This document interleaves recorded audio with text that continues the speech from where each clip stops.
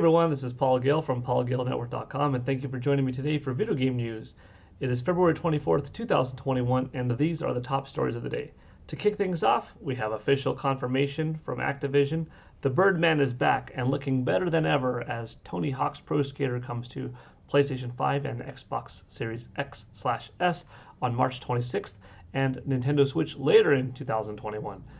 Need the hookup, Tony Hawk? And then it goes on. Crash Bandicoot, Tony Hawk, here's the info and trailer, and so forth. You know, the other day we were talking about how Tony Hawk kind of teased at this thing happening when they asked Crash Bandicoot for some help. You know, hey, you got a game on Activision. I want to get mine too. And Crash was like, yo, Activision, can you help out? And Nintendo was like, hey, looking with the eyes. And Activision was looking with the eyes. And it was pretty funny. So now we have confirmation anyhow. The game's coming as an upgrade to PS5 and Xbox Series X and S. If you have the digital deluxe version, which cost $50 last year in 2020 on your Xbox One or PS4, then you get the automatic update for free to take full advantage of the Xbox Series X or S or the PS5 hardware. If you had the normal version for $40, then for just $10 you get to upgrade to the next gen patch to play on your next gen machines. That will give you 4K resolution, 60 frames per second, and so forth. And that comes out March 26th, so just a little over a month away, not bad. And Nintendo Switch, they didn't release, or reveal, I should say, the release date, but it's coming later in the year. How much later? We don't know. It could be May, which would be a couple of months, or it could be something like August, right? We'll see. But we have seen footage, and you know, it looks just as good as ever, if not better, now on X and PS5. And on Nintendo Switch, we got to see a video trailer too, and it looks fantastic. Not much detail is lost. You'd really have to do a side-by-side analysis to see, oh, okay. But otherwise, it looks to be running in a pretty smooth 30 frames per second. We'll see how smooth in the end. But, you know, personally, if a game runs at 30 but runs fine, I'm okay with that. If a game runs at 60 and runs fine, I'm okay with that. You know, if a game it hits its target and does it 99% of the time, then that's okay to be running at that frame rate. It's if a 60 is constantly dropping down into the 50s and then back up, or 30 is dropping down into the 20s and back up. That's when things become more noticeable. But just because something is 30 doesn't mean it's not solid, or 60 and not 120. That's really okay, in my opinion at least. Nintendo Switch version looks good. Other versions just look that much better than their predecessors. So let me know if you are going to get Tony Hawk on any console, if you're going to upgrade, if you're going to double dip. For me, I got it for the Xbox One X, and now I'm looking at, well, double dipping for the Nintendo Switch version later this year. Moving on in gaming news. Tomorrow we have something interesting, but we have knowledge from Sony that the State of Play returns this Thursday. Tune in live at 2 p.m. Pacific Time to see updates and deep dives for games coming to PS4 and PS5. Whoa, boy. This could be a big one. It's always safer to go in with expectations calm. We just had a Nintendo Direct a few days ago. A lot of people were like, oh my gosh, 530 days without a full Direct. Maybe we'll get some big ones. And I think that overall, Monster Hunter Rise, Mario Golf, Skyward Sword getting ported over to Nintendo Switch, knowledge that Breath of the Wild is still coming out, although that was kind of a downer in not seeing it. Hades going physical, Splatoon 3 coming out. Overall it was a really good show. It just didn't give us that Metroid Prime 4, Breath of the Wild sequel. We got No More Heroes 3, but not Bayonetta 3 out of the event. So overall, it depends on your expectations going in. It's hard not to get hyped, but some people were left disappointed. State of Play, it could be a big one. I think it would be fantastic if we got to see some God of War Ragnarok. First trailer, first footage. Oh my gosh. If we got that tomorrow, would be stunning. That's one of the biggest games that we're looking forward to. Probably safe to say that we'll get some new footage on Ratchet & Clank. After all, that one comes out in June, Could there be any surprises that we see? Something unexpected. Imagine if Sony pulled out a Sly Cooper new game in that franchise. That would be unexpected. That would be welcomed. The fan base isn't as big for that game, but there would be plenty of people, myself included, that would think, wow, that looks cool. New trailer of Final Fantasy 16, maybe. Resident Evil Village, probably a safe one. Will we ever get PlayStation All-Stars Battle Royale 2? That would be a pretty big one for tomorrow if Sony pulled that out, right? Third-party partnerships? Imagine if they did something wild. I don't see this happening, but imagine if they're like, we're doing it again, partnering up with Capcom Street Fighter 6 exclusive on PS5. Oh my gosh. I don't want that to happen. I want Street Fighter 6 to be available on all platforms. You know, it's a franchise that benefits getting played by the most amount of people. Kind of like Mortal Kombat. If you only had Mortal Kombat on one system, it wouldn't sell nearly as well as it does, but you got PC, Nintendo Switch, Xbox One, PS4. You know, you have upgraded versions to the PS5, Xbox Series X. And then, Street Fighter 5, PS4 and PC only, the sales were impacted. But that's a story for another day. Anyways, Street Fighter 6 in some capacity, even if it wasn't an exclusive, if it was just shown off, that would be epic. I'm looking forward to it. Trying to keep the expectations real. Horizon, new entry. We might get to see some more footage of it. We already saw a trailer before. Gran Turismo, maybe Grand Theft Auto 5. Yes, 5 again. We know that, it's getting a fully realized next-gen upgrade to take advantage of PS5 and Xbox Series X hardware. That could show up, but pretty exciting. It's tomorrow at 2 p.m., so stay tuned for more. I may live stream it. And speaking of something else that I may live stream, tomorrow morning also, sorry, not tomorrow morning, March 4th at 6 a.m., we're going to get, Pacific time once again, an in-depth look at new Super Smash Bros. Ultimate DLC fighter Pyra / Mythra with director Masahiro Sakurai. He will also reveal the fighter's release date.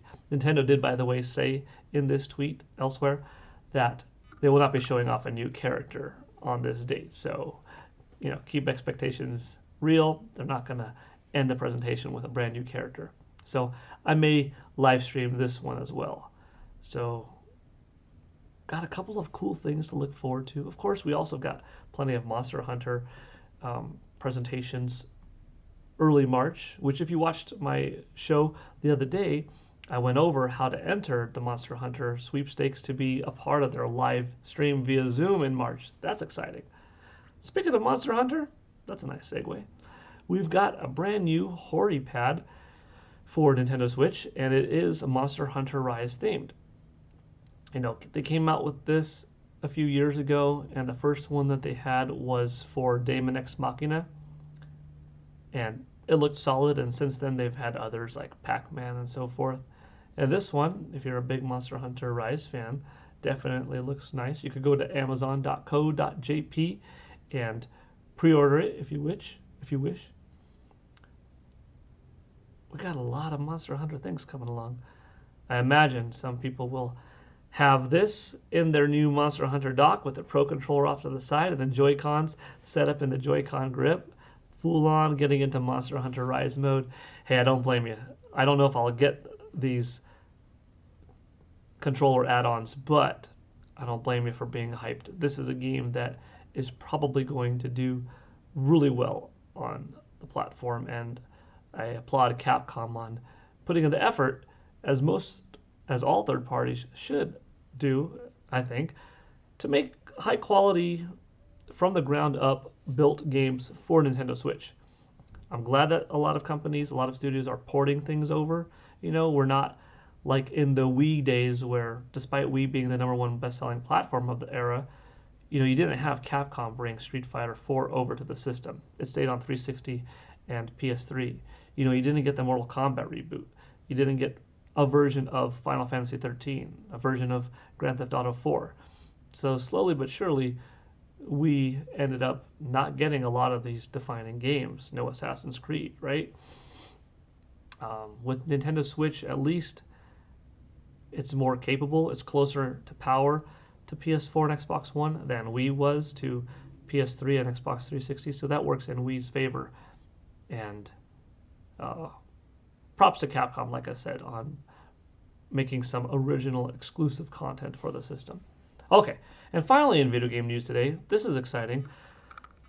One of my favorite companies in the statue scene is First 4 Figures. I have a lot of their stuff. I've met people that work from the studio at this past E3, well, E3 2019, I should say. Alex Davis and John, really cool. Chuckles, didn't meet him in person, but talked with him online many times. Other people as well. And good company, solid folks, high quality products. If you love video games and you want to show your fandom, it's just about the best way. You could get a cool t-shirt, you could get a cool collector's edition of a game, a cool poster for your room, some nice vinyl print, but a statue really does something that elevates you to the next level of displaying your fandom with a really unique piece. And I'm going to show you this right here. This is the Samus Helmet. It's a life-size replica, and we're going to get the full launch stream on March 2nd. But for now, check this out. Hi Metroid fans, we are going to unveil our Samus Helmet resin statue in our launch stream next Tuesday. We'll review all the details including pricing, availability, estimated release date, and much more. Be sure to click the links in the video description and hit the notification button to not forget. See you then. Bye! Now, First 4 Figures has done polystone statues and PVC statues. The polystone statues, they're usually bigger, of a higher quality. They cost more, they weigh more. They're made out of polystone. They're painted. They usually have some type of extra thing to it in the exclusive version, whether it's lights, something that spins, a combination of the two. Their PVC line is usually a little bit smaller scale. For instance, they had a Majora's Mask come out a few years ago, and the life-size statue was a very big Majora's Mask. You could take it off the stand. On the stand, if you put it, it came on a nice looking wood platform. And the wood was also made out of polystone, but very articulately done to make it look like real wood. It lit up, the eyes lit up, it glowed. It was awesome.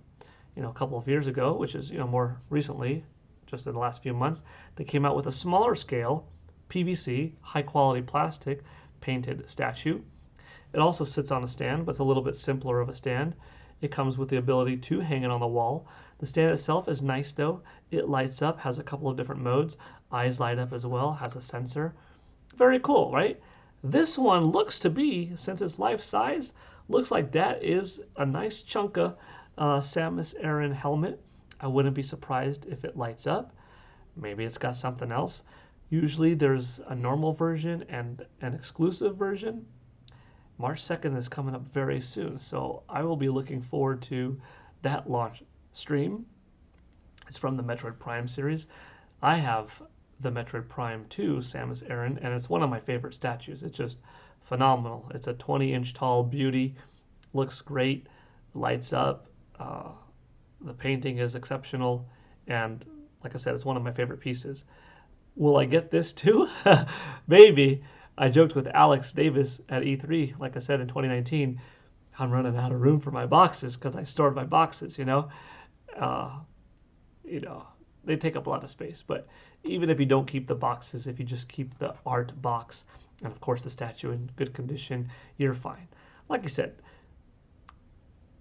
like I've said before, if you never plan on selling it ever, then you don't really need all of the shipping, carts that come with it. Although sometimes you can't help but feel like, the collector in me needs everything, But anyways, let me know what you thought of today's video game news with PGN. Samus Helmet, are you interested? I don't know how much it costs. We'll find out soon. It's probably going to be a couple $100, $250 maybe. I don't know. Could be more, could be less. That's just a kind of guess. Maybe a little more.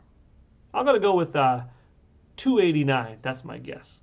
All right, we'll see how close I was. $290. Let me know what you thought of the Monster Hunter controller, the upcoming Smash Bros. News, the Activision news of getting Tony Hawk on all these platforms, and of course the PlayStation State of Play event for tomorrow. Thank you for watching, everybody. This is Paul Gale Network signing out. Hope you all have a good rest of your day. See you next time. Bye.